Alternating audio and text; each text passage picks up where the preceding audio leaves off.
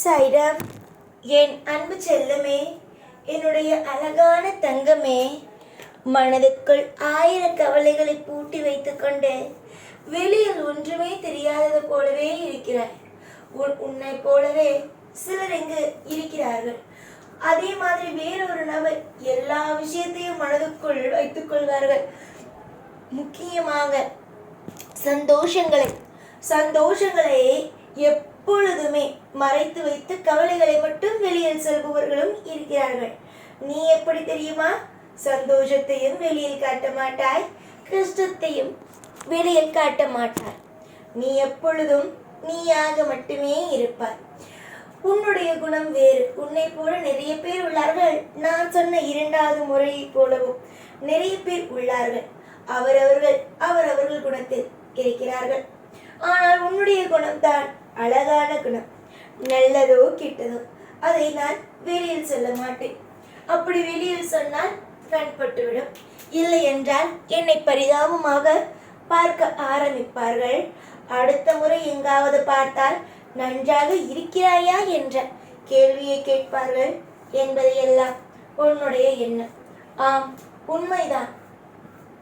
ஒரு மனிதன் ஒரு இடத்தில் தாழ்ந்து போய்விட்டான் என்று வைத்துக்கொள். அடுத்த நிமிடம் அந்த கதையை நீ யாரிடம் சொல்கிறாயோ அந்த மனிதர்கள், இவன் எப்பொழுது அடுத்த முறை வருவான், அடுத்த முறை உன் குடும்பத்தில் இருக்கும் என்ன விஷயத்தை கேட்கலாம் என்பது மிக மிக மிக ஆர்வமாகி விடுவார்கள். புரிந்ததா? அதனால் நீ இது மாதிரி இருப்பதுதான் சரி. எப்ப பார்த்தாலும் ஏதாவது ஒன்று போட்டு குழப்பிக்கொண்டு உன்னுடைய மனதுக்குள் இருக்கும் அத்தனை விதமான காயங்களும் அத்தனை விதமான வேதனைகளையும் நான் அறிந்தேன்.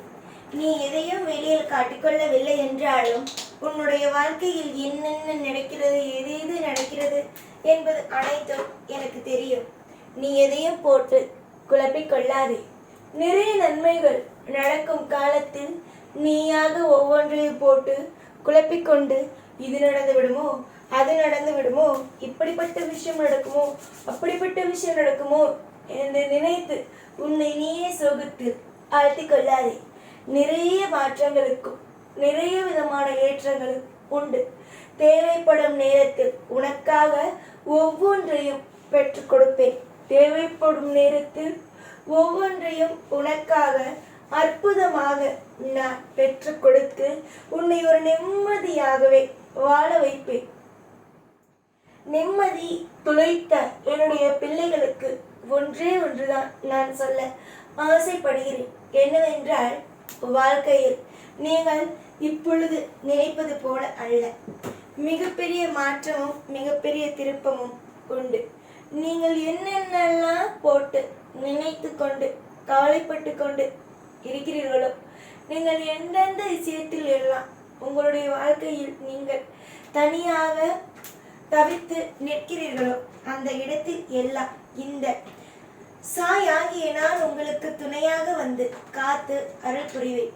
யோகங்களுக்கோ இல்லை மற்ற விஷயங்களுக்கோ இங்கு எப்பொழுதும் எந்த நிலையிலும் குறைகள் என்பது வராது. குறைகள் இருப்பதுதான் வாழ்க்கையா? குறைகள் இல்லாததும் வாழ்க்கைதான். எப்பொழுதும் காலம் உன்னுடைய காலம். எப்பொழுதும் வாழ்வில் உனக்கானது.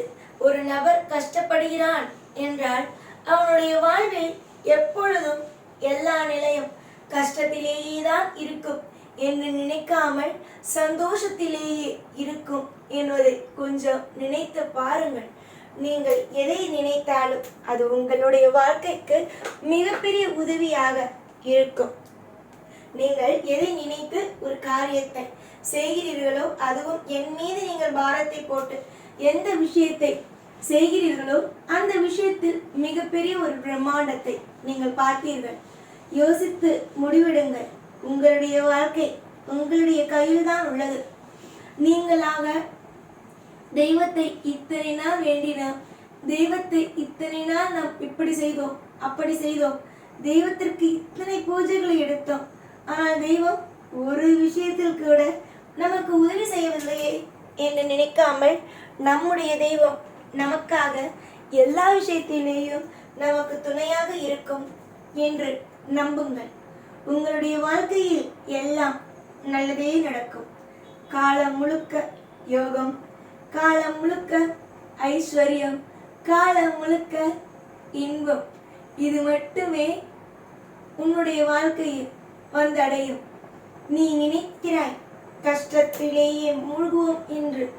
ஆனால் நான் அப்படியெல்லாம் உன்னை கஷ்டப்படுத்தி, உன்னை கண் கலங்க வைத்து, உன்னுடைய வாழ்க்கையில் ஒவ்வொரு நிமிஷத்திலேயும் உன்னை துவள வைத்து வேடிக்கை பார்க்க மாட்டேன். நீ இன்னும் நிறைய சந்தோஷமான விஷயங்களை பார்ப்பதற்காக காத்திருக்கிறாய்.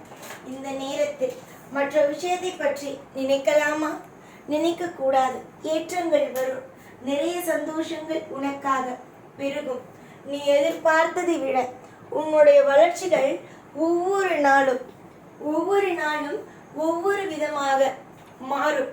நீ இன்றும் என்றும் நீ நிலைத்த சந்தோஷத்தோடு இருப்பது உறுதியானது. நீ என்ன நினைத்தாலும் அது இன்று வேண்டுமானாலும் கிடைக்காமல் உன்னை காயப்படுத்தலாம். ஆனால் கூடிய விரைவிலேயே உன்னுடைய வாழ்வே நீ என்ன நினைத்தாலும் அது கூடிய விரைவிலேயே கிடைத்து உனக்கான இன்பத்தையும் உனக்கான அத்தனை விதமான மாற்றத்தையும் கொண்டு வந்து சேர்க்கும். புரிந்ததா? நீ என்ன நினைத்தாலும் என்ன விதமான மாற்றத்தை எதிர்பார்த்தாலும் என்னிடம் அனைத்தும் ஒவ்வொன்றாக உன்னை கொண்டு வந்து சேர்க்கும்.